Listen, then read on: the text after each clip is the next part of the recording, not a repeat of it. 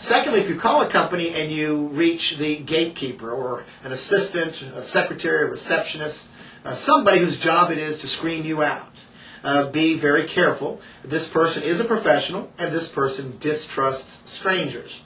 So in talking with this person, the first thing you need to do is become their best friend. Introduce yourself immediately. A nice, friendly greeting and introduction of yourself. Hello, good morning, my name is Michael Lebeau. How are you doing today?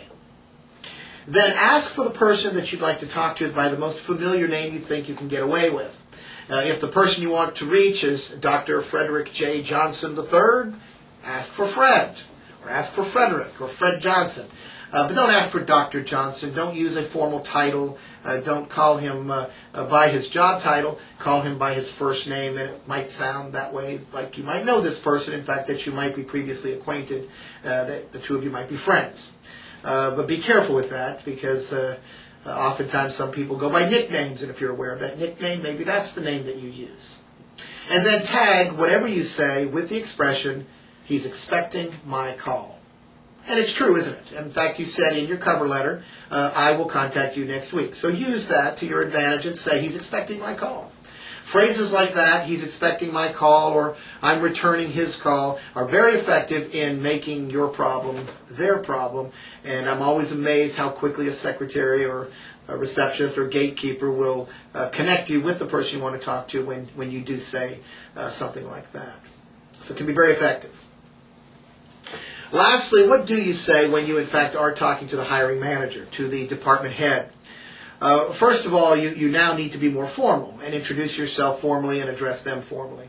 You do not want to use any hot language in your conversation with the hiring manager. Words like resume, words like interview, words like job, words like are you hiring, or do you have any job openings, or things like that. Those kinds of words do not need to be part of the conversation.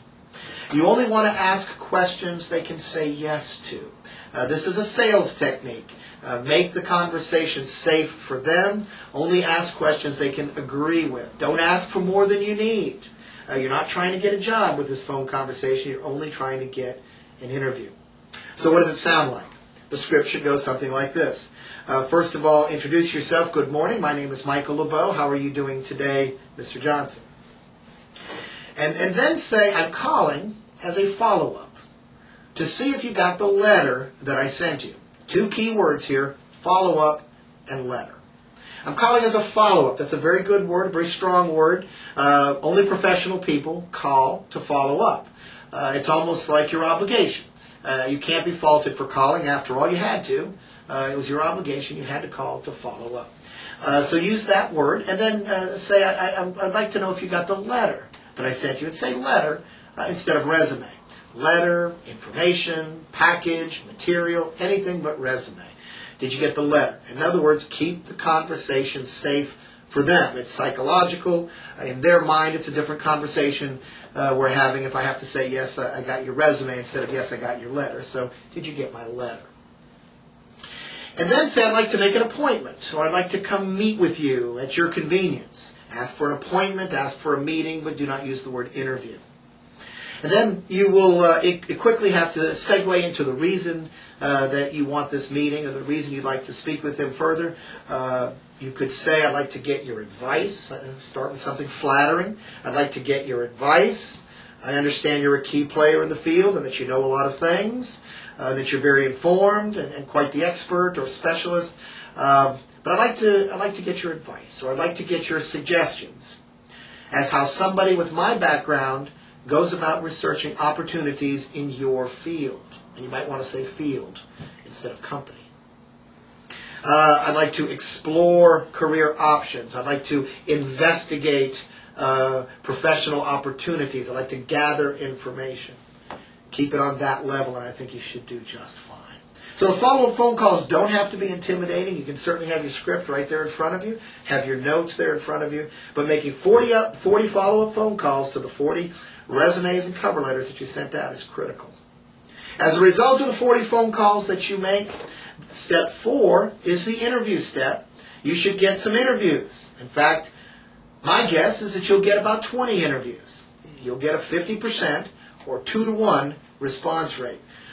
you should get 20 interviews as a result of your 40 phone calls. And it'll probably take about 2 weeks or more to conduct 20 interviews. As a result of your 20 interviews, you should get 10 job offers. 40 resumes, 40 phone calls, 20 interviews, 10 job offers, a 2-to-1 or 50% response.